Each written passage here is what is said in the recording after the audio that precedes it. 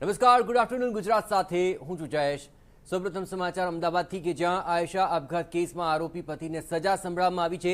નામદર session કોર્ટે આરોપી પતિને 10 વર્ષની સજા ફટકારી છે। 1 વર્ષ પહેલા ફેબ્રુઆરી મહિનામાં આયશાએ આપઘાત કર્યો હતો। પતિના ત્રાસથી કંટાળીને તે સાબરમતી નદીમાં ઝંપલાવી દીધું હતું। કોર્ટે અંતિમ વિડીયોને મહત્વનો પુરાવો ગણાવ્યો હતો। ઘરેલુ હિંસાના આરોપીને છોડી ન શકાય તેવું કોર્ટનું અવલોકન હતું।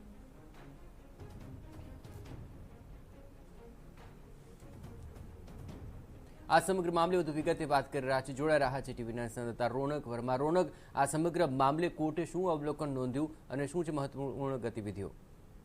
જે રીતે ગયા વર્ષે જે મહત્વની ઘટનાએ જે સમગ્ર જોર પકડ્યું હતું, જેમાં એક જે યુવતી છે તેણે રિવરફ્રન્ટમાં આપઘાત કર્યો હતો અને તે આપઘાત પહેલા એક વિડીયો પણ બનાવ્યો હતો, તે પણ સોશિયલ મીડિયામાં ખૂબ જ વાયરલ થયો હતો। તે જ અમદાવાદના આયશા આત્મહત્યા કેસમાં સેશન્સ કોર્ટ દ્વારા જે તેનો પતિ છે આરિફ, તેને આજે સજાનું એલાન કરવામાં આવ્યું છે, જેમાં તેને 10 વર્ષની સજા ફટકારવામાં આવી છે। મહત્વની વાત ગણી શકાય કે 25 ફેબ્રુઆરી 2021ના રોજ સાબરમતી રિવરફ્રન્ટ પાસે આયશા નામની એક યુવતીએ પતિના ત્રાસના કારણે મોતને વહાલું કર્યું હતું અને તે પહેલા વિડીયો બનાવ્યો હતો। સેશન કોર્ટે ચુકાદામાં જે મહત્વનું જે ગણી શકાય તે વાયરલ વિડીયો અને વોઇસ સ્પેક્ટ્રોગ્રાફિકને મહત્વનો પુરાવો પણ ગણ્યો છે।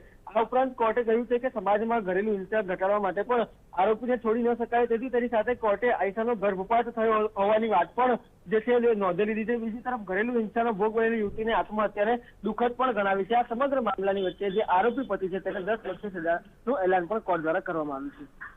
આભાર રોનક। તો આખરે રોનક જણાવ્યા તે પ્રમાણે આ સમગ્ર મામલે જે યુવતીએ આપઘાત પહેલા એક વિડીયો બનાવ્યો હતો તેને મહત્વપૂર્ણ પુરાવો માન્યો અને 10 વર્ષની સજા આરોપીને સંભળાવી।